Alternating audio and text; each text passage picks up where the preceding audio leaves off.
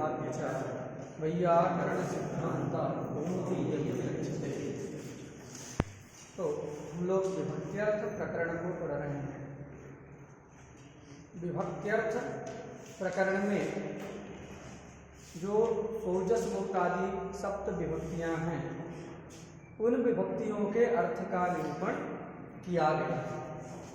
7 विभक्तियों में से सुओजस रूपा जो प्रथमा विभक्ति है वह पहले उपस्थित है।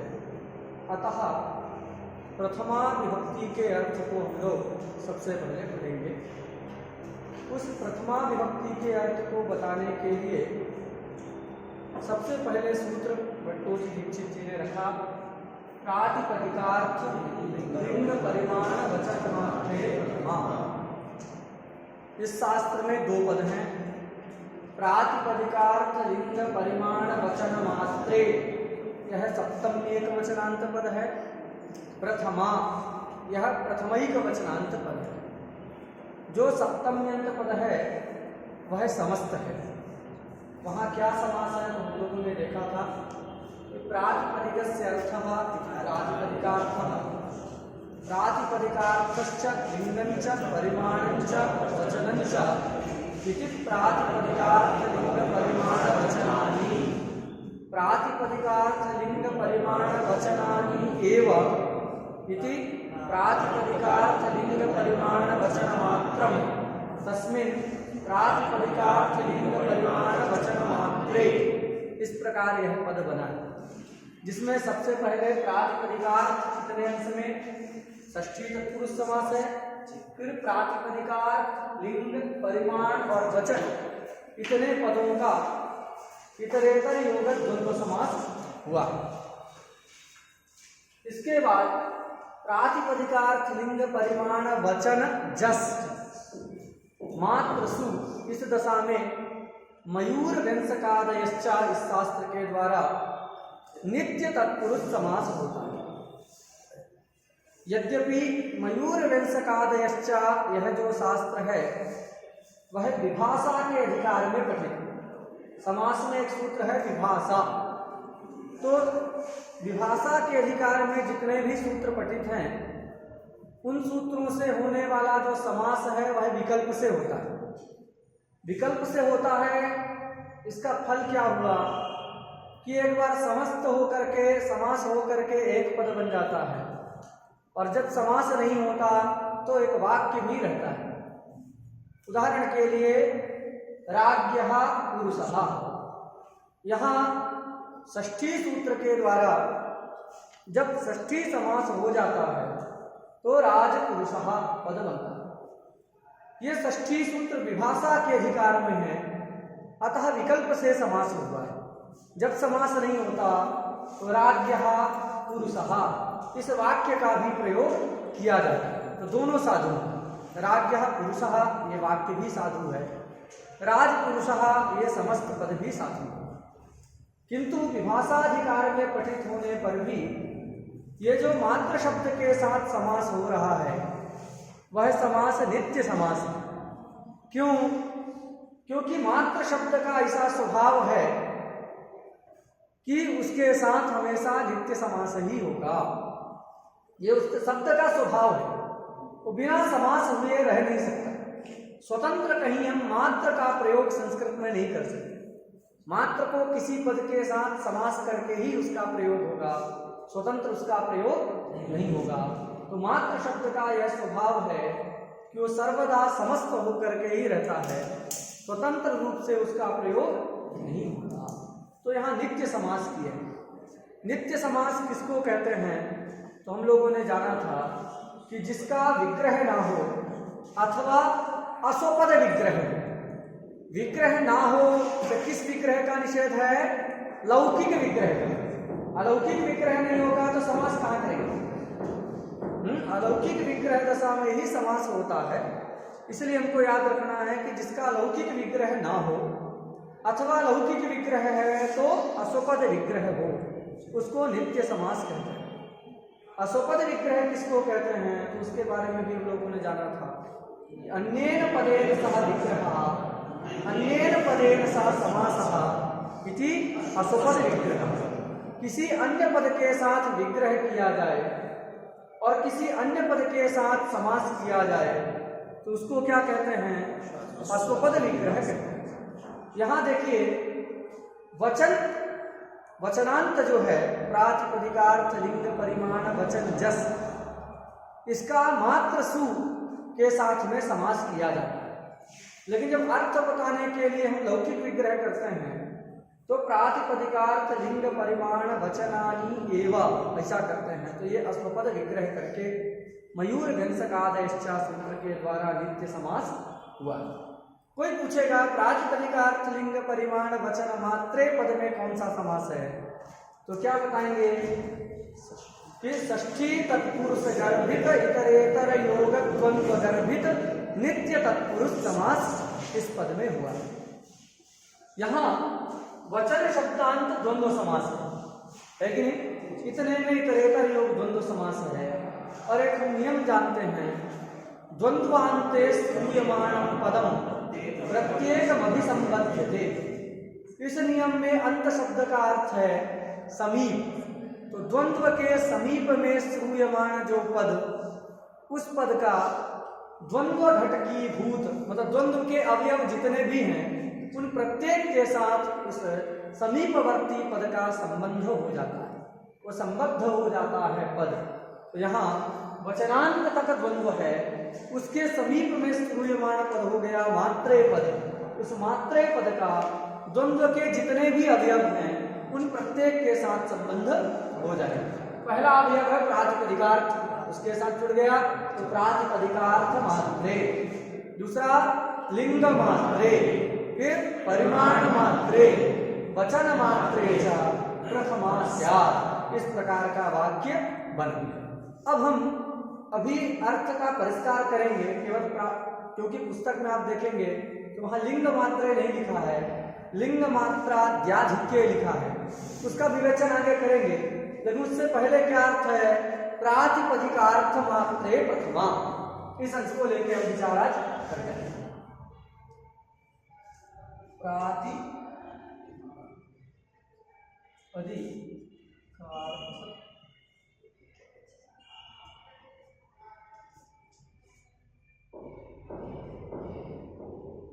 पहला वाक्य क्या है? प्रातिपदिकार्थ मात्रे प्रथमा, मतलब प्रातिपदिकार्थ मात्र में प्रथमा विभक्ति होती है। अब इस शब्द का अर्थ हमको समझना है। प्रातिपदिकार्थ मात्रे का क्या मतलब है? तो देखो, मात्र जो शब्द होता है ना, मात्र, वो जब मात्र शब्द का यहाँ पर अर्थ है अवधारण। मात्र शब्द दो अर्थ में प्रयुक्त होता है। मात्र शब्द जो है मुख्यतया दो अर्थों में प्रयुक्त होता है। एक सकल अर्थ को कहने के लिए मात्र शब्द का प्रयोग है। हम कहें छात्र मात्र के लिए ये नियम, मतलब सभी छात्रों के लिए नियम है कि नहीं? प्राणी मात्र की हिंसा नहीं करनी चाहिए।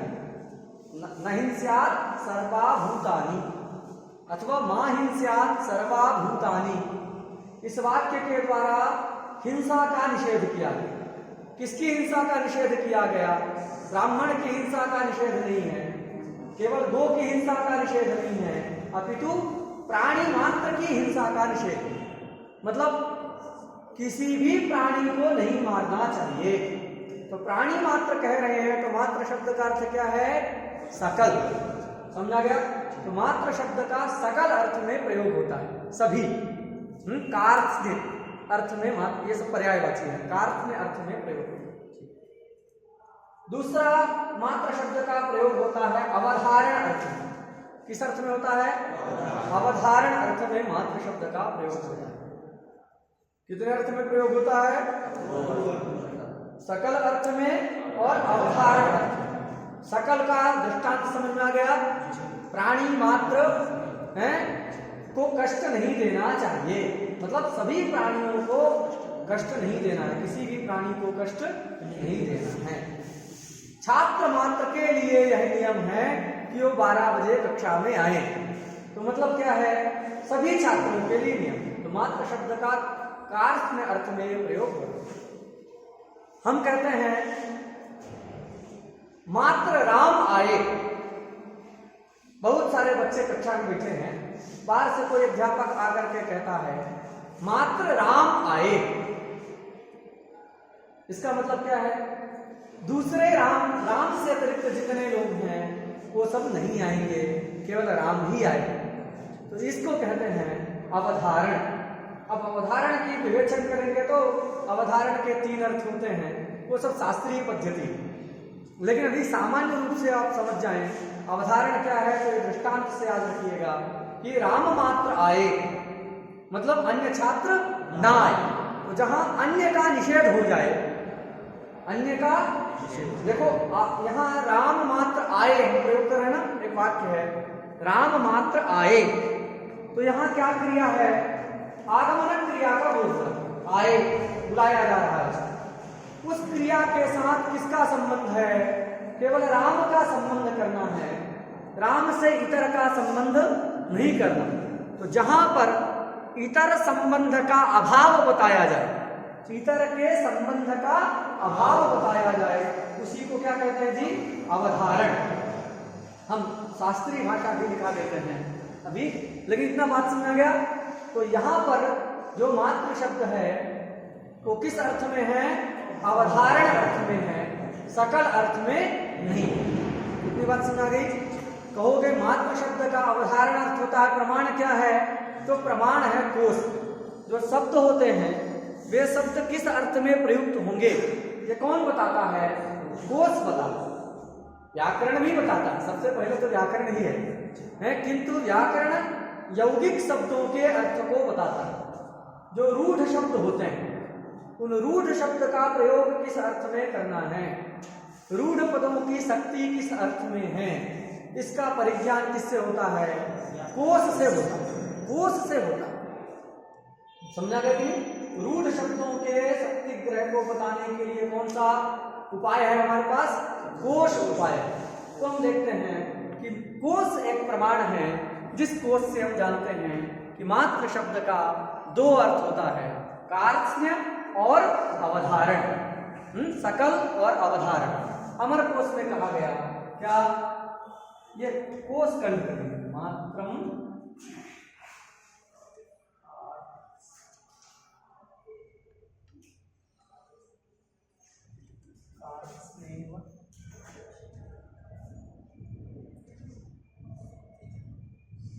मात्रम कार्त्स्नेव धारणे, कार्त्स्नेह है ना,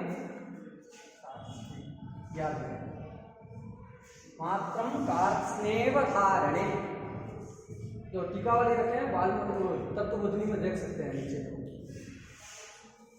मात्रम कार्त्स्नेव धारणे।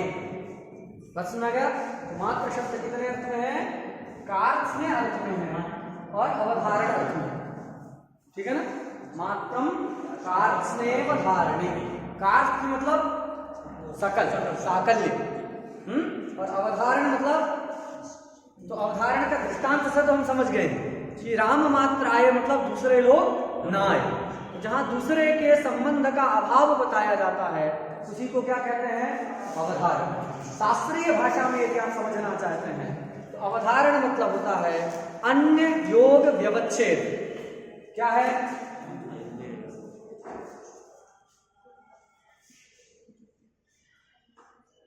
अवधारण च अन्य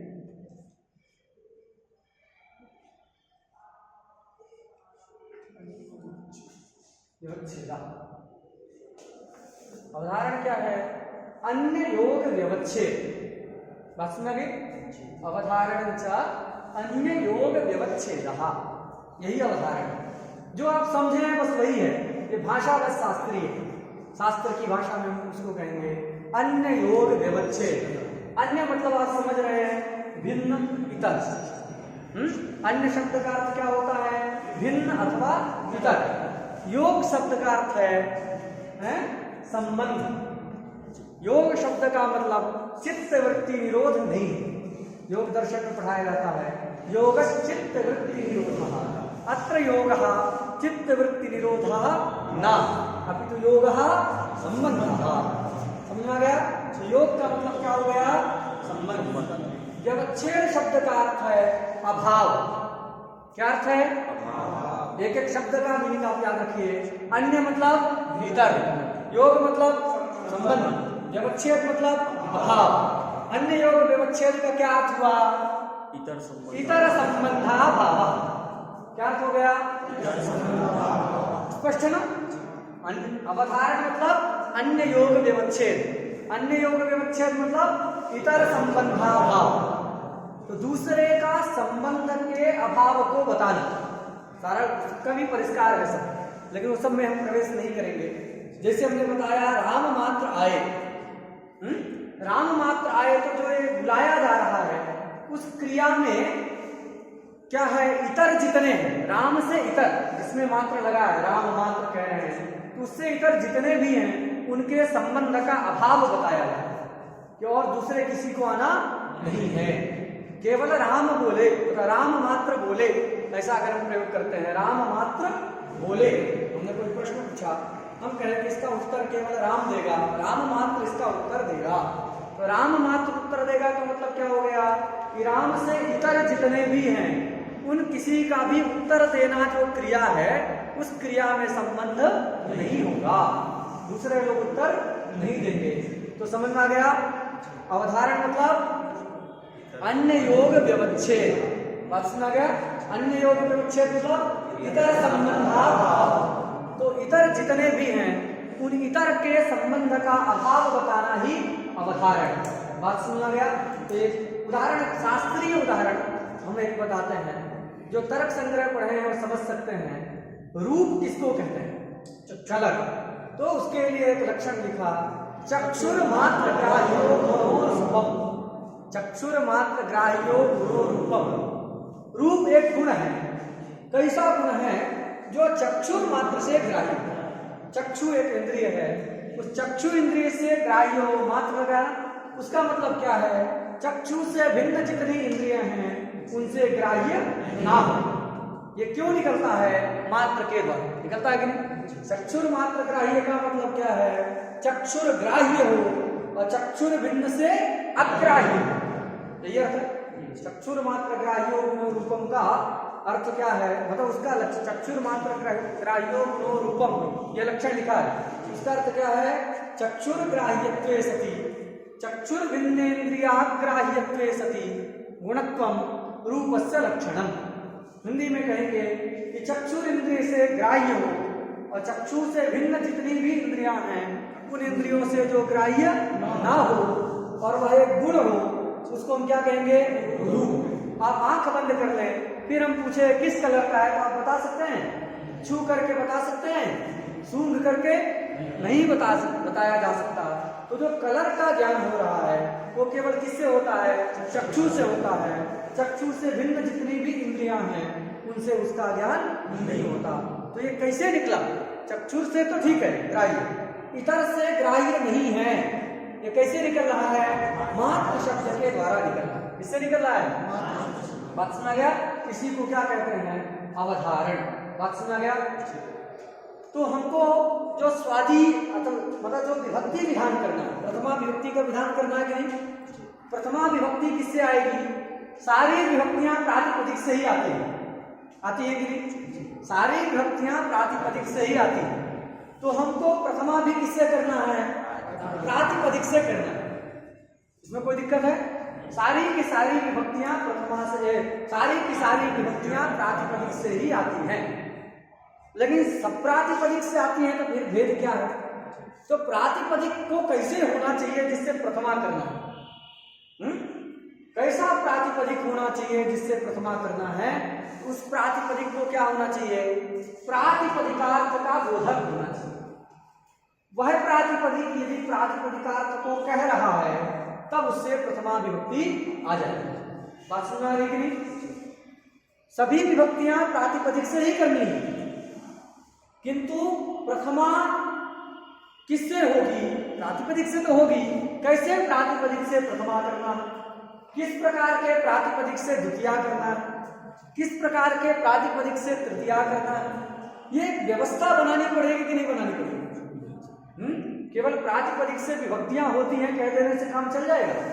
एक व्यवस्था बनानी पड़ेगी या फिर किस प्रातिपदिक से प्रथमा करना है, किस प्रातिपदिक से द्वितीया करना है, किस प्रातिपदिक से तृतीया करना है, इस प्रकार की सभी विभक्तियों के विषय में कुछ एक व्यवस्था बतानी है। तो हम क्या करेंगे, उस प्रातिपदिक में कुछ विशेषण दे देंगे। जैसे अगर हम कह देते हैं जो गुण है उसको रूप कहते हैं, तो गुण तो रस भी है, गंध भी है, सब में लक्षण है, इसलिए हम विशेषण दे दिए हैं। कैसा गुण, गुण ही रूप होता है, लेकिन कैसे गुण को रूप कहते हैं, जो चक्षु से ग्राह्य हो। चक्षु से ग्राह्य ये भी है, क्या स्टैंड भी है, ये तो वो नहीं है ना, इसमें रहने वाला जो व्हाइट है वो जो रूप है, ये तो एक द्रव्य है, इसलिए हम क्या कहें, चक्षु से भिन्न जो इंद्रिय है उससे ग्राह्य ना हो। इसको तो आंख बंद करके भी हम जान सकते हैं, कर सकते हैं नहीं, इसलिए क्या है, इसमें लक्षण ना जाए तो हमने क्या कहा है, चक्षु से ग्राह्य हो, चक्षु से भिन्न जो इंद्रिय है उससे अग्राह्य हो, तथा जो गुण हो उसको हम रूप कहते हैं। तो मुख्य तो क्या है, गुण, गुण होना चाहिए। उस गुण में हम क्या करते हैं, दो विशेषण डाल दिए, चक्षु से ग्राह्य हो और चक्षु से भिन्न जो इंद्रिय है उससे ग्राह्य ना, ये दो विशेषण डाल करके हम रूप के लक्षण की व्यवस्था हमने कर ली। उसी प्रकार प्रातिपदिक से सारी विभक्तियां होती हैं, तो हमको व्यवस्था करनी पड़ेगी कि किस प्रातिपदिक से कौन विभक्तियां होती हैं। व्यवस्था करने के लिए हम क्या करेंगे, विशेषण देंगे। क्या करेंगे जी, विशेषण देंगे उस प्रातिपदिक। तो किस प्रातिपदिक से प्रथमा होती है, तो जो प्रातिपदिक किसका बोध करा रहा हो, प्रातिपदिकार्थ का बोध करा रहा हो, किसका बोध करा रहा हो, जो प्रातिपदिक प्रातिपदिकार्थ का बोध करा रहा हो उसी प्रातिपदिक से क्या करना है, समझा गया कि नहीं। लेकिन इतने से काम नहीं चलेगा, मात्र भी लगा हुआ है, तो इसका मतलब क्या है कि वह प्रातिपदिक प्रातिपदिकार्थ का बोधक हो और प्रातिपदिकार्थ से इतर जितना है उसका बोधक ना हो, ऐसा जो प्रातिपदिक है उस प्रातिपदिक से हमको प्रथमा विभक्ति करनी है। तो प्रातिपदिकार्थ मात्रे प्रथमा, इसका क्या अर्थ हो गया, तो इसका अर्थ हो गया प्रातिपदिकार्थ बोधकम, प्रातिपदिकार्थेतरा बोधकम यत् प्रातिपदिकम ततः प्रथमा। सबको समझ आ गया कि नहीं। प्रातिपदिकार्थ का बोधक हो, प्रातिपदिकार्थ से इतर जितना भी अर्थ है उसका अबोधक हो, ऐसा जो प्रातिपदिक, उस प्रातिपदिक से हमको प्रथमा करना। समझ आ गया। तो अर्थ लिखना पड़ेगा, इसको याद कर लेना, यही अर्थ है। प्रातिपदिकार्थ मात्रे प्रथमा का मतलब क्या है,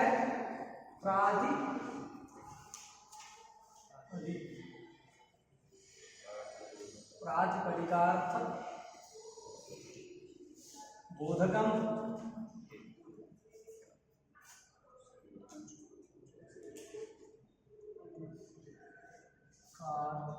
कार्थेतरा बोधकम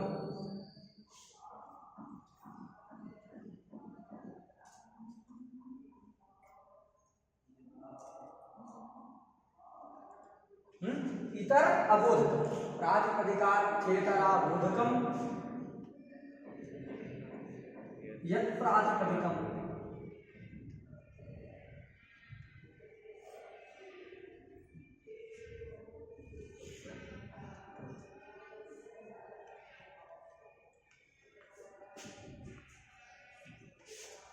ऐसा कोई व्यक्ति है जिसको यह समझ में ना आया हो? सबको आ गया ना? कैसे निकला है ये भी याद रखना। अगर मात्र नहीं रहता इसमें तो केवल इतना ही अर्थ निकलता है, प्रातिपदिकार्थ बोधकम यत् प्रातिपदिकम ततः प्रथमा। मात्र लगा है तो मात्र से क्या निकल गया कि प्रातिपदिकार्थ से इतर जो अर्थ है उसका अबोधक। इतर संबंधाभाव बताए गए ना मात्र, मात्र का मतलब अवधारण, अवधारण मतलब इतर संबंधाभाव। तो मात्र शब्द के कारण यह अर्थ निकल गया कि प्रातिपदिकार्थ बोधकम, प्रातिपदिकार्थेतरा बोधकम यत् प्रातिपदिकम ततः प्रथमा। ये प्रातिपदिक में कितने विशेषण हैं? दो, प्रातिपदिकार्थ बोधकम और प्रातिपदिकार्थेतरा बोधकम। ये दो विशेषण जो है प्रातिपदिक में दिया। ऐसे ही प्रातिपदिक से प्रथमा करनी, नहीं तो क्या होगा, रामम बनाना है ना, रामम में भी राम का बोध होता है कि नहीं, वो प्रातिपदिकार्थ है कि नहीं है, उससे भी प्रथमा होने लगे। रामम बनाना है, ग्रामम बनाना है वहां पर भी ग्राम अर्थ का बोध होता है कि नहीं? ग्राम से होता ही है। तो प्रातिपदिकार्थ है कि नहीं ग्राम? अगर इतना अर्थ नहीं करेंगे, इसको हटा दिया जाए, केवल मात्र शब्द अर्थात मात्र शब्द न रखा जाए, मात्र शब्द नहीं रखेंगे तो यह स्वतः नहीं आएगा। तो कितना क्या होगा? प्रातिपदिकार्थ बोधकम यत् प्रातिपदिकम ततः तत्त्वम्। ग्रामम गच्छति कहना है, वो जो ग्राम है वो ग्राम रूपी अर्थ को कह रहा है कि नहीं? कह रहा है। वो प्रातिपदिकार्थ है कि नहीं? तो प्रातिपदिकार्थ का बोधक होने से उस प्रातिपदिक से भी प्रथमा होता है। लेकिन जब हमने मात्र ग्रहण कर दिया और ये अर्थ निकाल दिया, तो वहां पर जो ग्राम है वो प्रातिपदिकार्थ का बोधक तो है, किंतु प्रातिपदिकार्थ से इतर जो कर्म है उस कर्म का भी बोधक एक तो रह रहा है। उसमें ग्रामम बनाना है, वहां पर भी उस ग्राम में प्रातिपदिकार्थ बोधकत्व तो है, किंतु क्या नहीं है? प्रातिपदिकार्थेतरा बोधकत्व नहीं है। अभी तो प्रातिपदिकार्थ से इतर जो कर्म, उस कर्म अर्थ का भी बोधक है, इसलिए वहां पर प्रथमा नहीं होती। ऐसे प्रातिपदिक से प्रथमा करना है जिसमें दोनों विशेषण घट रहे हैं। उसी पर जब करण में तृतीया करने चलेंगे तो यही समस्या आएगी। ये वाला तो रहेगा किंतु ये वाला नहीं रहेगा, इसलिए वहां पर भी प्रथमा नहीं होती। बात सुना गया? तो क्या कह रहा है अर्थ? प्रातिपदिकार्थ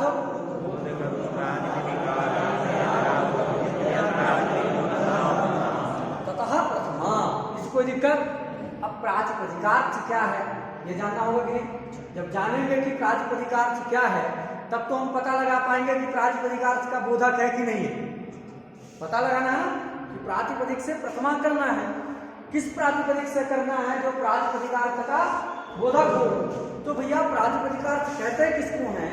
जब तक हमको प्रातिपदिकार्थ का ज्ञान नहीं होगा तब तक हम कैसे जानेंगे कि यह प्रातिपदिक उस प्रातिपदिकार्थ का बोधक है कि नहीं है? तो सबसे पहले हमको क्या जानना पड़ेगा जी? प्रातिपदिकार्थ शब्द का मतलब समझना पड़ेगा, तभी हम जानेंगे कि पद अर्थात प्रातिपदिकार्थ का बोधक है अथवा नहीं। तो प्रातिपदिकार्थ का क्या मतलब है? जब हम किसी भी शब्द के अर्थ को जानते हैं, जानने की कोशिश करते हैं, तो व्याकरण में सबसे पहला तरीका क्या है? वो शब्द कैसे बना है ये हमको जानना है। जब हम ये जान जाएंगे कि ये शब्द इस तरीके से बना है, उस शब्द का अर्थ स्वतः हमको मिल जाएगा। तो प्रातिपदिकार्थ बना कैसे है? तो प्रातिपदिकस्य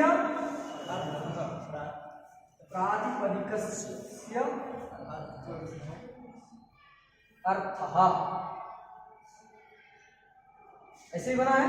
प्रातिपदिकस्य अर्थः इति प्रातिपदिकार्थः। कितने पद है इस वाक्य में? दो पद। व्याकरण वाले सब कहते हैं दो पद है, किंतु जब न्याय शास्त्र पढ़ोगे तो न्याय वाले कहेंगे कितने पद हैं? 4 पद है। प्रातिपदिकस्य अर्थः इस वाक्य में कितने पद हैं? 4 पद। जब हम वाक्य का अर्थ करते हैं उसको कहते हैं, वाक्यार्थ को शास्त्रीय भाषा में कहते हैं शाब्द बोध। क्या कहते हैं? हिंदी में सामान्य रूप से कहते हैं वाक्यार्थ, उसको संस्कृत में क्या कहते हैं? शाब्द बोध। तो जब शाब्द बोध करते हैं हम लोग तो जो है सुप्तिगंतम पदम वाला पद नहीं लेते।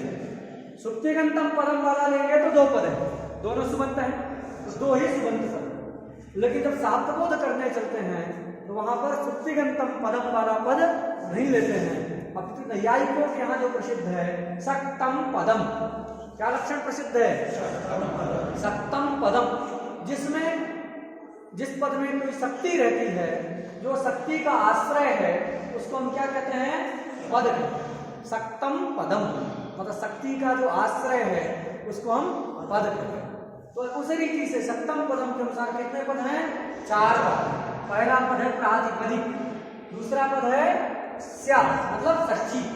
स्या लिखा है तो उसको समझना है षष्ठी। फिर अर्थ में भी 2 है, एक अर्थ धातु है, दूसरा घय प्रत्यय है।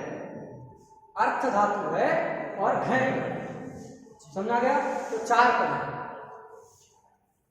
अभी पहले हम अर्थ को समझ लेते हैं, अर्थ कैसे बनता है। तो मूल एक धातु है अर्थ उपयांचायाम। क्या धातु है? अर्थ उपयांचा की आच्या? याच्या है ना। अर्थ उपयाच्यायाम मांगने अर्थ में जो है अर्थ्यते प्रार्थ्यते प्रयोग होता ना, प्रा लगा दिया तो प्रार्थ्यते हो गया है, तो अर्थते, तो अर्थ्यते प्रार्थ्यते इत्यादि प्रयोग होता है। क्या धातु है? अर्थ उपयाच्यायाम। ये यहाँ उपयाच्या अर्थ लिखा है, किंतु हमको अर्थ धातु किस अर्थ में लेना है? बोध अर्थ में लेना है। किस अर्थ में लेना है? बोध मतलब ज्ञान। बोध मतलब कहीं तो बोध हो गया, बोध हो गया मतलब ज्ञान। बोध का मतलब क्या है? ज्ञान। यद्यपि धातु पाठ में अर्थ धातु का उपयाच्या अर्थ लिखा है, किंतु हमको अर्थ धातु कैसे लेना है? बोध अर्थ लेना है, क्योंकि धातु का कोई एक दो अर्थ नहीं होता। कितने अर्थ होते हैं? अनेक अर्थ होते हैं। धातु नाम अनेक अर्थकत्वम, ऐसा प्रसिद्ध। धातु नाम अनेक अर्थकत्वम, धातु के कितने अर्थ हैं? अनेक अर्थ। हम एक एग्जाम्पल के लिए बताते हैं। एक धातु है भू, उसका क्या अर्थ आप जानते हैं? सत्ता अर्थ आप जान रहे हैं, क्योंकि वहां लिखा है। उसके अतिरिक्त हम बताते हैं, भू धातु का अर्थ है उत्पत्ति, भू धातु का अर्थ है अनुभव, भू धातु का अर्थ है संभव। ये सारे भू धातु के अर्थ उसमें हैं, लेकिन वो दिखते नहीं हैं। दिखने के लिए हमको लाइट जलाना पड़ता है। कमरे में सब सामग्री रखी है, लाइट नहीं होगी तो दिखेगा? नहीं दिखेगा। दिखता है? एक लाइट चाहिए जो सारी रखी हुई सामग्री को दिखा दे। उस लाइट को जो है हम लोग कहेंगे द्योतक। क्या कहते हैं?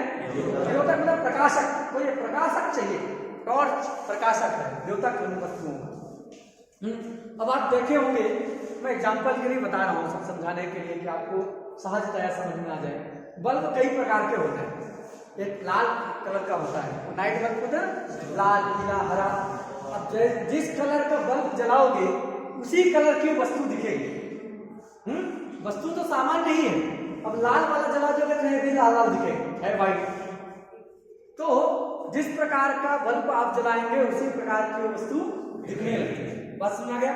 तो द्योतक कौन है हमारे यहाँ? हमारे यहाँ बल्ब है निपात। कौन बल्ब है? निपात अथवा उत्सर्ग। तो जो निपात होते हैं, तो जैसा हम कोई निपात लगाएंगे वैसे ही वह अर्थ प्रकट कर देगा।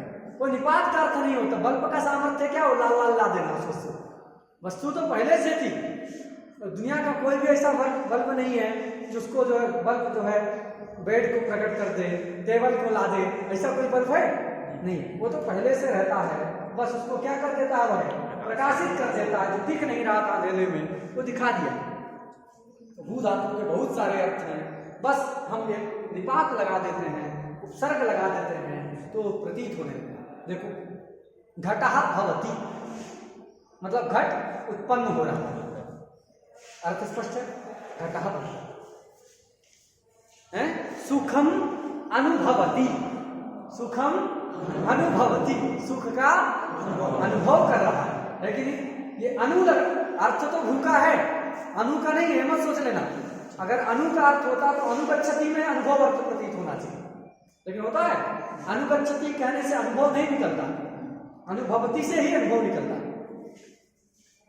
अहम सुखम अनुभवामि, मैं सुख का अनुभव करता हूं। तो ये अनुभव अर्थ किसका है? भू धातु का है। बस उसको प्रकाशित कौन कर रहा है? अनु। बात सुना गया? इदम संभवति, इदम संभवति, ये संभव, इदम संभवति। तो ये जो है ये संभव अर्थ किसका है? भू धातु का। बस उसको सम क्या कर दिया? प्रकाशित कर दिया। बात सुना गया? तो ये जो है धातु के कितने अर्थ होते हैं जी? अनेक अर्थ होते हैं। समझ आ गया कि वो जो लिखा है वो एक एग्जाम्पल है, उदाहरण। जैसे इक्वलिटी सूत्र आप पढ़ते हैं तो ई के स्थान पर यणादेश का उदाहरण लिखा शुद्ध्युपास। तो इसका मतलब केवल शुद्ध्युपास में यणादेश नहीं करता, वो तो प्रत्येकम में भी करता है, इत्यादि में भी करता है, अभ्युत्थानम में भी करता है, अभ्युदय में भी करता है, तो बहुत सारे जगह करता है। वो क्या है? एक उपलक्षण है। इसकी तरह और भी बहुत सारे समझना है। तो ये सब जो अर्थ लिखा हुआ है, भूसत्तायाम, अर्थ उपयांचायाम, ये सब अर्थ क्या है? एक उपलक्षण है। इसकी तरह और भी आपको अर्थ स्वयं ही समझना हो। तो अर्थ धातु का हम क्या अर्थ लेंगे जी? बोध। बोध मतलब ज्ञान। और उससे क्या प्रत्यय कर दिए? घन प्रत्यय कर दिए।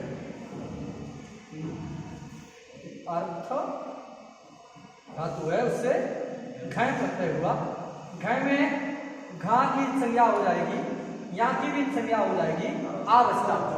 ठीक है, अर्थ आ मिला देते हैं तो बन जाता है अर्थ। बन गया ना, शब्द बना लिए अर्थ, ऐसा जो है शब्द बन गया। अब ये जो है हुआ क्या है, तो एक तो अर्थ धातु है जिसका अर्थ बोध, उसके बाद घय प्रत्यय है जो कि कर्म अर्थ में आया है। किस अर्थ में आया है? सूत्र है अकर्तरी चकार के संज्ञायाम। क्या सूत्र है? अकर्तरी चकार के संज्ञायाम। कर्ता से भिन्न जो कारक हैं उन अर्थों में वह घय प्रत्यय करता है। इसमें करता है कारक अर्थ में।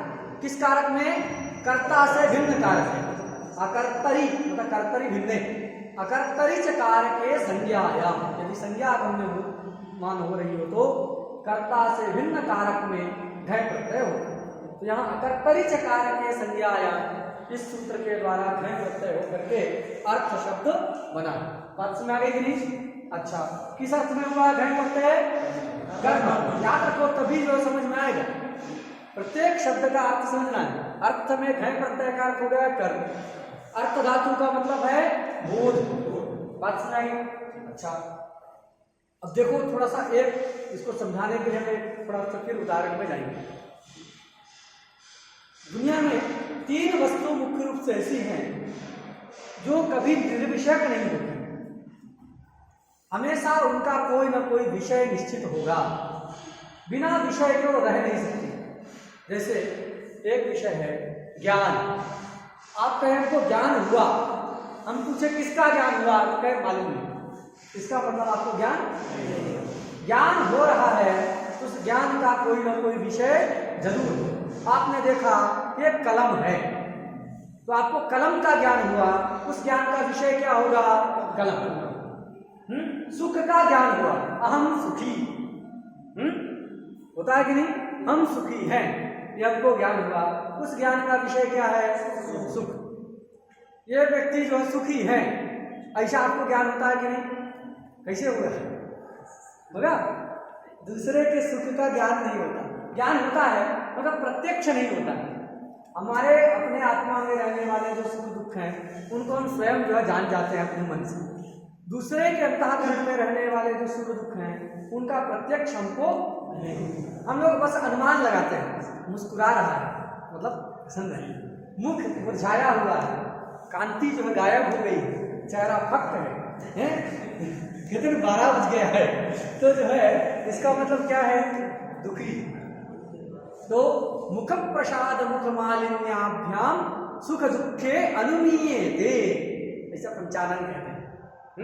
दूसरे में जो सुख दुख हैं उनके मुख की प्रसन्नता और मुख के मालिन्य से हम क्या करते हैं? अनुमान करते हैं। केवल अपने में रहने वाले सुख दुख का ही हम प्रत्यक्ष करते हैं। समझा रहे कि नहीं? अपने का तो अनुभव होगा, हम सुखी होता है, वह सह सुखी कैसे पता चलेगा? तो मुख प्रसाद मुख मालिन्याभ्याम सुख दुखे अनुमीयते, ऐसा जो है। तो सुख का ज्ञान हुआ तो विषय क्या हो गया जी? सुख। समझ आ गया कि नहीं? तो ज्ञान एक ऐसी वस्तु है जो कभी भी निर्विषयक नहीं होती। ज्ञान होगा तो उस ज्ञान का कोई ना कोई विषय निश्चित ही होगा। बात समझ आ गया? अच्छा, दूसरी एक वस्तु है इच्छा। क्या हमारी सोने की इच्छा, तो उस इच्छा का विषय क्या हो गया? सोना। घूमने की इच्छा है, विषय क्या हो गया? घूमना। खाने की इच्छा है, विषय क्या है? मूवी देखने की इच्छा है, विषय क्या हुआ? मूवी देखना। पढ़ने की इच्छा है, नहीं होती नहीं है होती है, चलो किसी को मान लो होती होगी, आप लोग को होती होगी। तो पढ़ने की इच्छा हुई तो विषय क्या हुआ? पढ़ना। तो इच्छा जो है हमेशा क्या होती है जी? सविषयक होती है, कभी भी निर्विषयक। जिस वस्तु का विषय है उसको कहेंगे सविषयक। तो ज्ञान हमेशा सविषयक होता है, इच्छा सर्वदा सविषयक होती है। एक तीसरी वस्तु है कृति। क्या है? कृति। कृति मतलब रचना नहीं, तो लिखते हैं ना कालिदास की एक कृति है। कृति मतलब रचना नहीं, कृति मतलब प्रयत्न। तर्क संग्रह में आता है कृति भी प्रयत्न है। 24 गुणों में एक प्रयत्न है ना, गुण प्रयत्न, सुख दुख इच्छा द्वेष प्रयत्न धर्म, वहां प्रयत्न आ गया। प्रयत्न मतलब कृति, तो एक कृति, कृति मतलब प्रयत्न हम कर रहे हैं। तो किसका प्रयत्न कर रहे हो? पता नहीं, ऐसा नहीं होता। आप प्रयत्न कर रहे हैं तो उसका कुछ ना कुछ विषय जरूर होगा। पढ़ने का प्रयत्न कर रहे हैं, सोने का प्रयत्न कर रहे हैं, गाने का प्रयत्न कर रहे हैं, वो सब विषय होगा। तो 3 वस्तु ऐसी हैं जो हमेशा क्या होती हैं? सविषयक होती हैं, कभी भी निर्विषयक नहीं। कौन कौन? ज्ञान इच्छा, संधि कर देना, ज्ञान इच्छा कृति नाम सविषयकत्व नियमः। क्या एक वाक्य याद कर देना, ज्ञान इच्छा कृति नाम सविषयकत्व नियमः। ये तीनों वस्तु सविषय होते हैं। ज्ञान इच्छा कृति नाम सविषयकत्व नियमः, ये 3 वस्तु सविषयक ही होते हैं। ज्ञान इच्छा, ठीक है क्या? ज्ञान इच्छा कृति नाम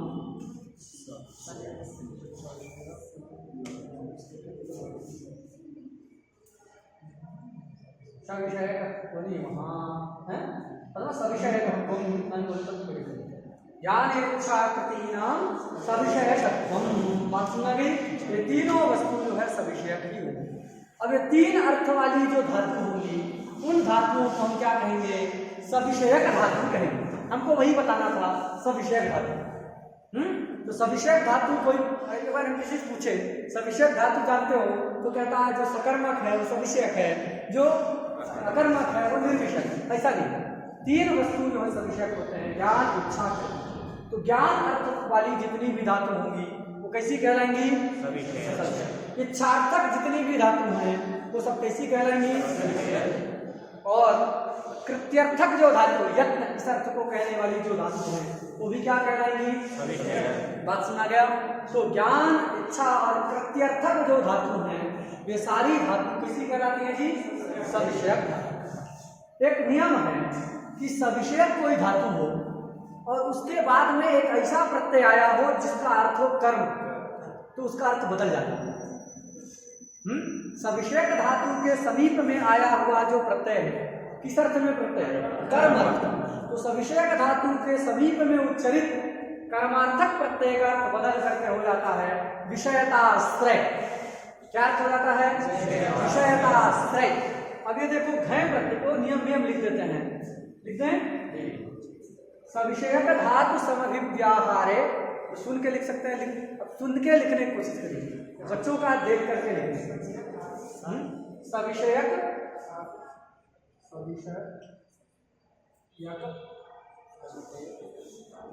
धातु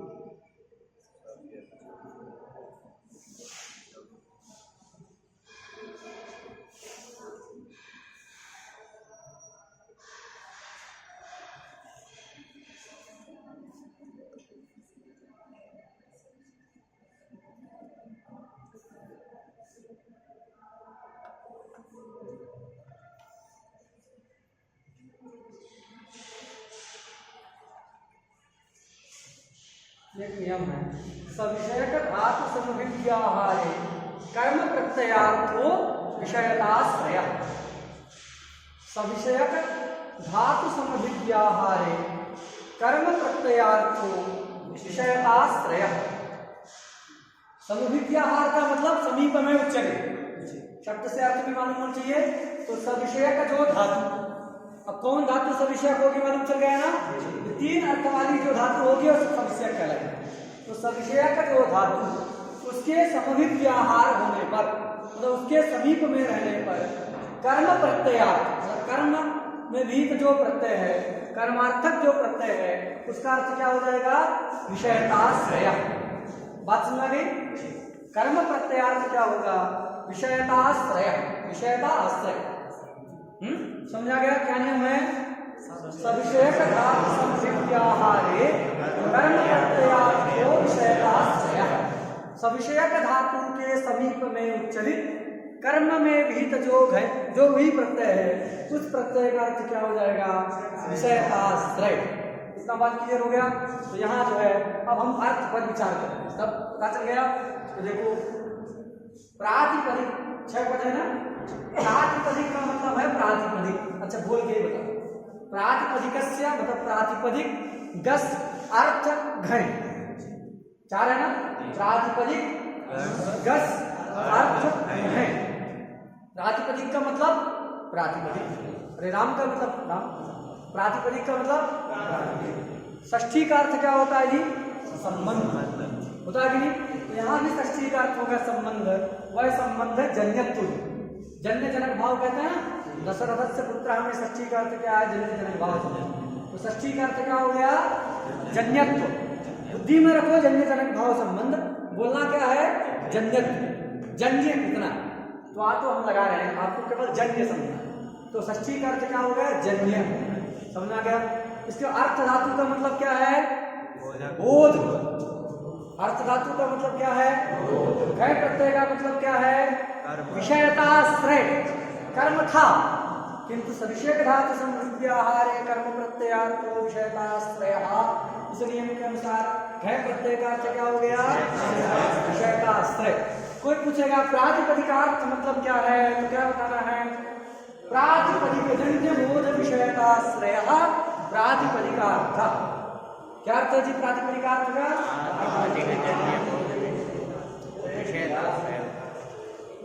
ठीक से एक एक पदार्थ को देखना है, ये रट के रटाने वाला नहीं है हमारा। आप ये मत सोचिए, हम रटाना होगा तो हम एक वाक्य में लिखा करके कब से खत्म कर दिए। हम चाहते हैं, हमारी परंपरा में ये कि जितना आप बोल रहे हैं वो सब आप समझ के बोलें, और रटने का कुछ नहीं है। व्याकरण में बहुत कम रटना है, सूत्र केवल याद करना होगा, इसके अंदर कुछ रटने वाला नहीं, बस समझना है। तो चार पद को समझ में आ गया ना, प्रातिपदिक गस अर्थ घय। प्रातिपदिक का मतलब प्रातिपदिक, षष्ठी का मतलब जन्य, अर्थ का मतलब बोध, घय का मतलब विषय का आश्रय। प्रातिपदिक जन्य बोध विषय का आश्रय कहा प्रातिपदिकार्थ। प्रातिपदिकार्थ मतलब लिख भी देते हैं,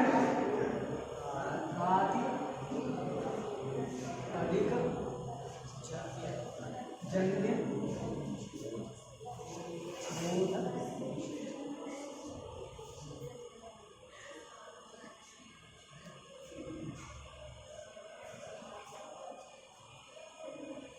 प्रातिपदिक जन्य बोध विषयताश्रय प्रातिपदिकार्थ। बात सुना गया जी, प्रातिपदिक जन्य बोध विषयताश्रय प्रातिपदिकार्थ। हिंदी में समझना है तो प्रातिपदिक से उत्पन्न होने वाला जो बोध, जन्य मतलब उत्पन्न होने वाला, बोध मतलब ज्ञान।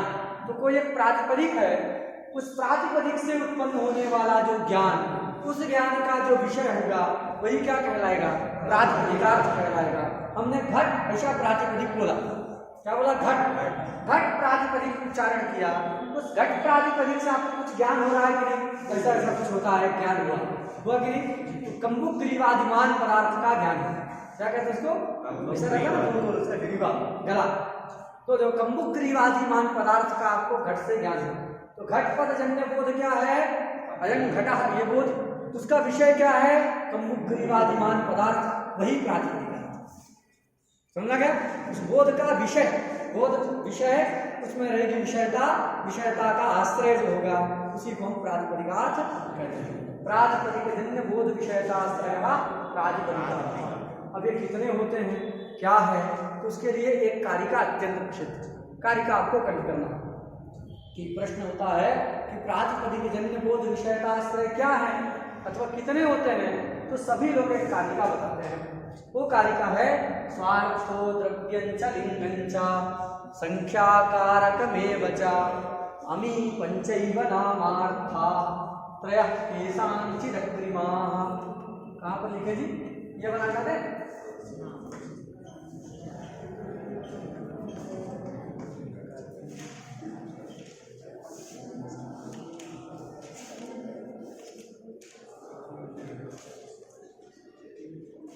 स्वार्थो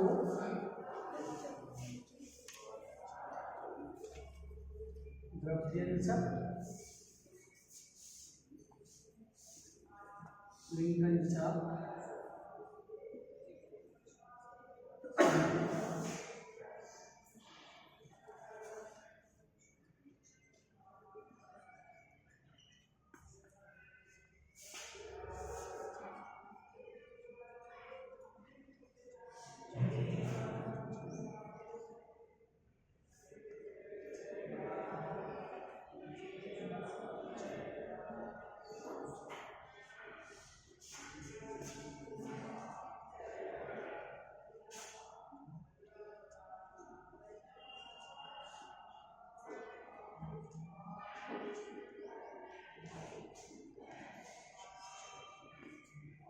ये एक कारिका है, श्लोक है।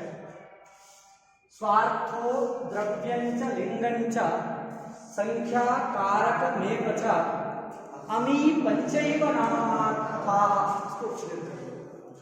नामार्थाः त्रयः केशांचिदग्रिमाः।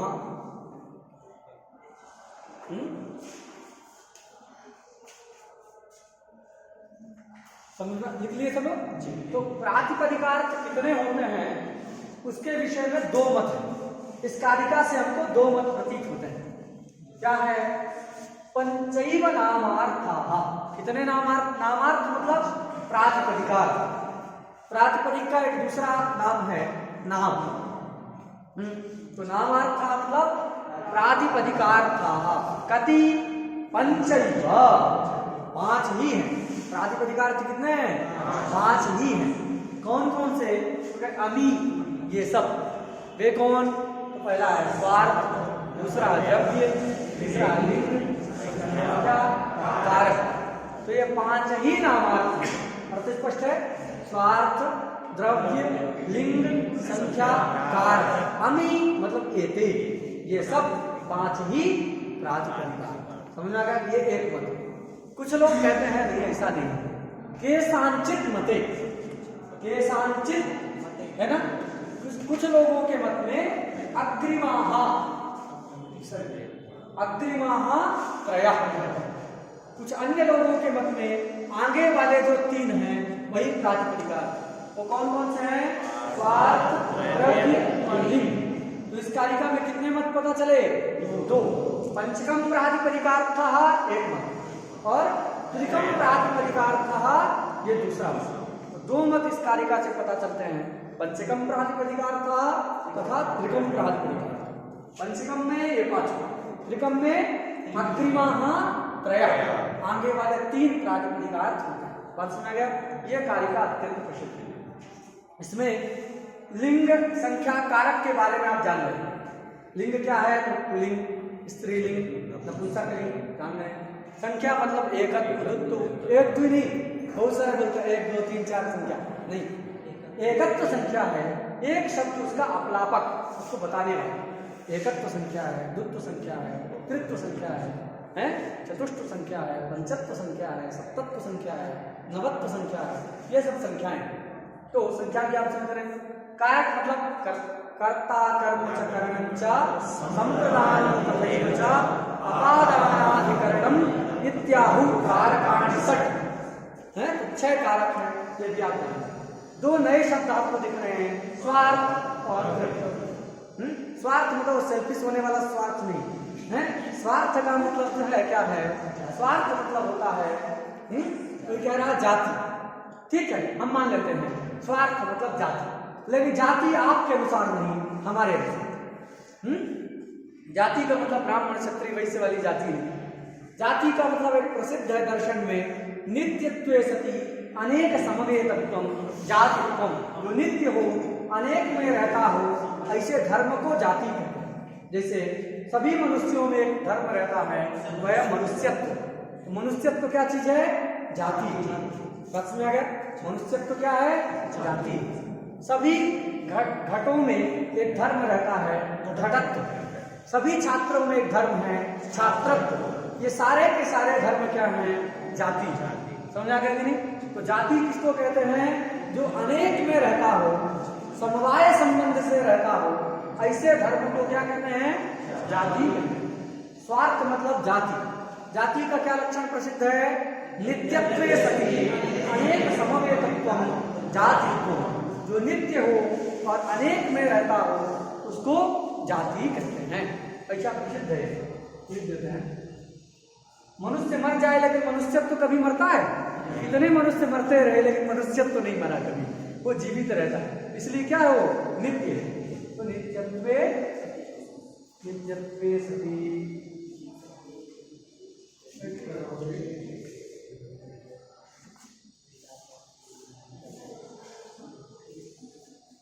नित्यत्वे सति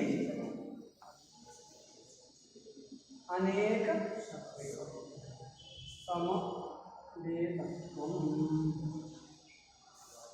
जो नित्य हो और अनेक में रहता हो, एक में रहेगा। अभी मान लीजिए कोई है छात्र है गणेश, उसमें एक धर्म रह रहा गणेशत्व। गणेशत्व जाति है कि नहीं?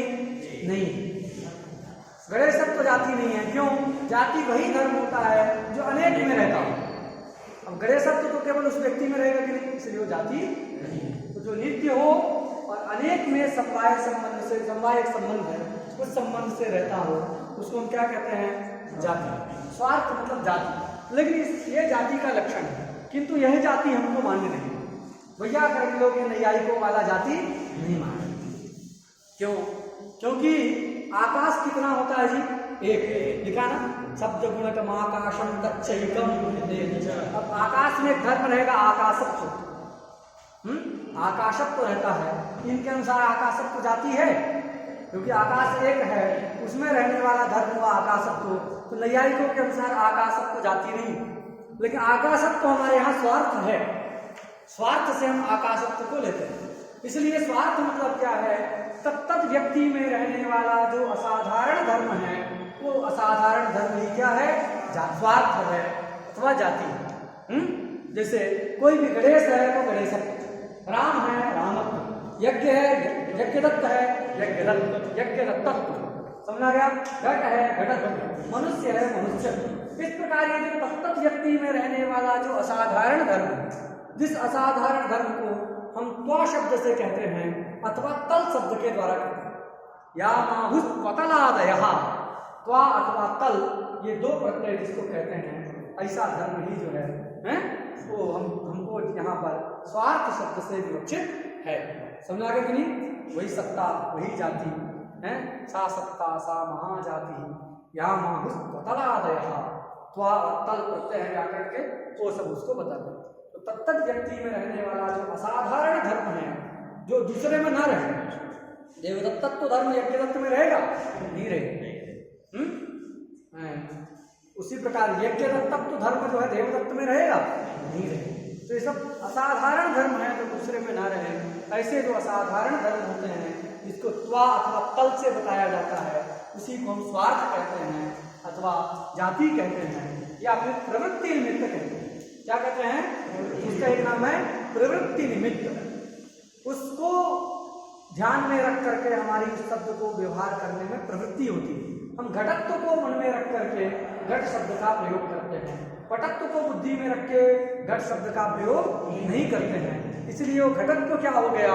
घट शब्द का प्रवृत्ति निमित्त हो गया। तो स्वार्थ का मतलब क्या है? तो याद रखिएगा, स्वार्थ मतलब प्रवृत्ति निमित्त। ये व्याकरण जो पढ़े हैं वो परिचित होंगे इस शब्द से, प्रवृत्ति निमित्त। सुलू इत्यादि बनाते समय वहां जो है आता है। तो प्रवृत्ति निमित्त, स्वार्थ मतलब प्रवृत्ति निमित्त। तो क्या है? तो तत्त व्यक्ति में रहने वाला असाधारण धर्म ही है, जिसको हम त्वा शब्द से बताते हैं। प्रवृत्ति निमित्त का परिष्कार भी है, वाच्यत्वे सति वाच्य वृत्तित्वे सति वाच्योपस्थिति प्रकारता श्रेष्ठम। अब वो परिष्कार में हम नहीं जाएंगे, क्योंकि आप समझ गए हैं कि स्वार्थ मतलब तत्त व्यक्ति में रहने वाला असाधारण धर्म वही है, लेना वही है, लेकिन उसको हम पकड़ने के लिए लक्षण बताया गया है कि जो है वाच्यत्वे सति वाच्य वृत्तित्वे सति वाच्योपस्थिति प्रकारता श्रेष्ठम, ये जो है प्रवृत्ति निमित्त का लक्षण। स्वार्थ माना गया। अब वो धर्म जिसमें रहता है, स्वार्थ जिसमें रहता है, उसको हम कहते हैं द्रव्य, मतलब व्यक्ति। जैसे यज्ञदत्तत्व तो एक धर्म है, वो कहाँ रह रहा है? यज्ञदत्त व्यक्ति में। उस व्यक्ति को क्या कहेंगे? द्रव्य। बात सुना गया? स्वार्थ मतलब प्रवृत्ति निमित्त और द्रव्य मतलब प्रवृत्ति निमित्त का आश्रय, जहां वो रहे उसको द्रव्य कहते हैं। फिर उसी में रहने वाला लिंग, संख्या और कारक, ये 5 प्रातिपदिकार्थ होते हैं। ठीक है, बात सुना गई? सबका सामान्य परिचय समझ गए। अब इसमें स्वार्थ को प्रातिपदिकार्थ मानने में क्या प्रमाण है? लिंग को, द्रव्य को प्रातिपदिकार्थ मानने में क्या प्रमाण है? लिंग को प्रातिपदिकार्थ मानने में क्या प्रमाण है? संख्या को प्रातिपदिकार्थ मानने में क्या प्रमाण है? कारक को प्रातिपदिकार्थ मानने में क्या प्रमाण है? ये सब भी एक विषय है। अब इसको बताएंगे तो एक स्वतंत्र एक दिन का पाठ चाहिए, इसलिए इस विषय को हम छोड़ देते हैं। लेकिन 5 हैं, इसको आपको याद रखना है। क्या प्रमाण है? वैयाकरण का विषय है, वो लोग सब चिल्लाते रहते हैं। हम लोग तो मेजर पढ़ रहे हैं ना, बस सिद्धांत लिख रहे हैं। तो चलिए इतना समझ आ गया। लेकिन यही है प्रातिपदिका। प्रातिपदिक जन्य बोध विषयताश्रय कितने हैं? 5 अथवा 3, 2 मत है। तो प्रातिपदिक जन्य बोध विषयताश्रय 3 हुए अथवा 5 हुए तो वही प्रातिपदिका। किंतु इन 2 पक्ष में से कोई भी पक्ष लेंगे तो हमारा अनिष्ट होने लगेगा। क्या अनिष्ट होने लगेगा? एक बहुत बड़ी समस्या आ जाएगी कि पाणिनि जी का जो शास्त्र है उस शास्त्र में जो कुछ पद हैं उनके वैयर्थ की आपत्तियां। देखो पंचकम लेते हैं तो पंचकम में लिंग आ रहा है कि नहीं और संख्या आ रहा है कि नहीं। लिंग को बताने के लिए पाणिनि जी ने सूत्र लिखा है, यहाँ लिंग लिखा है कि नहीं। और वचन मतलब संख्या, वचन मतलब अगर पंचकम प्रातिपदिकार्थ लेते हैं तो प्रातिपदिकार्थ मात्र में प्रथमा होती है। इतना कहने से लिंग में प्रथमा सिद्ध हो जाएगी कि नहीं? हो जाएगी। अगर पंचकम प्रातिपदिकार्थ लिए तो प्रातिपदिकार्थ में लिंग भी आ गया और संख्या भी आ गई, ये दोनों ही प्रातिपदिकार्थ में आ गए। तो प्रातिपदिकार्थ मात्रे प्रथमा ऐसा कहने से लिंग अर्थ में भी प्रथमा सिद्ध हो जाएगी और वचन मतलब संख्या में भी प्रथमा की सिद्धि हो जाएगी प्रातिपदिकार्थ मात्रे प्रथमा इस अंश के द्वारा। फिर अलग से लिंग ग्रहण करने की जरूरत है। वो लिंग ग्रहण क्या होने लगा? व्यर्थ होने लगा। वचन ग्रहण क्या होने लगा? व्यर्थ। बताओ इतने बड़े बड़े पद जो तो व्यर्थ। व्याकरण में एक बिंदु भी व्यर्थ नहीं है। इतना बड़ा लिंग वचन, इतने से बड़े बड़े पद जो है व्यर्थ होने लगेंगे नहीं। व्याकरण में कुछ व्यर्थ नहीं है। भाष्यकार कहते हैं जो व्याकरण लिखी गई है ऐसा नहीं। आजकल जो कविता लिखते हैं ना कवि लोग, तो ऐसा घूमते रहेंगे सोते रहेंगे, आ गया कुछ तो लिख देते हैं, जूता पहन के वो करके सब जो है ऐसा लिखते हैं वो करते हैं। लेकिन व्याकरण ऐसे नहीं लिखा गया। व्याकरण जो ब्रह्म मुहूर्त में लिखा गया, प्रातः काल में व्याकरण लिखा गया, कुशा के आसन में बैठ करके लिखा गया, हाथ में पवित्री धारण करके लिखा गया, पवित्रता में लिखा गया, एकांत में बैठ करके लिखा गया कि थोड़ा भी कोई डिस्टर्ब ना हो, नहीं तो दिमाग का चिंतन दूसरा होगा तो कुछ गड़बड़ लिखा जा सकता है। भाष्यकार कहते हैं प्रमाणभूत आचार्यों दर्भ पवित्र पाणी, दर्भ उसमें लगा प्रमाणभूत आचार्यों दर्भ पवित्र पाणी शुचा भवकाशे प्राण मुख पूर्व की ओर बैठ कर प्राण मुख उपविश्या है महता प्रयत्नेन सूत्राणि प्रणयति स्म तत्र वर्णेनाप्यनर्थकेन भवितुं किं पुनरीयता सूत्रेण। वहां एक वर्ण भी अनर्थक नहीं हो सकता पाणिनि व्याकरण में। इतने बड़े 2 पद का वैयर्थ कैसे हो? बात सुना गया। लेकिन प्रातिपदिकार्थ से पंचकम अथवा त्रिकम पक्ष लेंगे तो इन दोनों का वैयर्थ होने लगेगा। बात सुना गई। इसलिए क्या निकला कि लिंग ग्रहण के सार्थक्य के लिए, वचन ग्रहण के सार्थक्य के लिए हमको यह अर्थ नहीं लेना है। क्या लेना है? तो एक कोई पारिभाषिक, एक सांकेतिक प्रातिपदिकार्थ लेना है। वो क्या है तो उसको भट्टोजी दीक्षित बताते हैं नियतोपस्थिति कहा प्रातिपदिकार्थ। बात सुना गई। क्यों बताया? तो लिंग ग्रहण की सार्थक्य के लिए, वचन ग्रहण के सार्थक्य के लिए भट्टोजी दीक्षित लिखते हैं कि प्रातिपदिकार्थ से पंचकम प्रातिपदिकार्थ अथवा त्रिकम प्रातिपदिकार्थ ये सारे पक्ष नहीं लेने हैं। क्या लेना है प्रातिपदिकार्थ से? तो नियतोपस्थिति कहा प्रातिपदिकार्थ, यही अर्थ लेना है। अब उसके अर्थ और उदाहरण को हम लोग कल की कक्षा में पढ़ेंगे। ठीक है, चलिए। श्री गुरु चरण कमलेभ्यो नमः।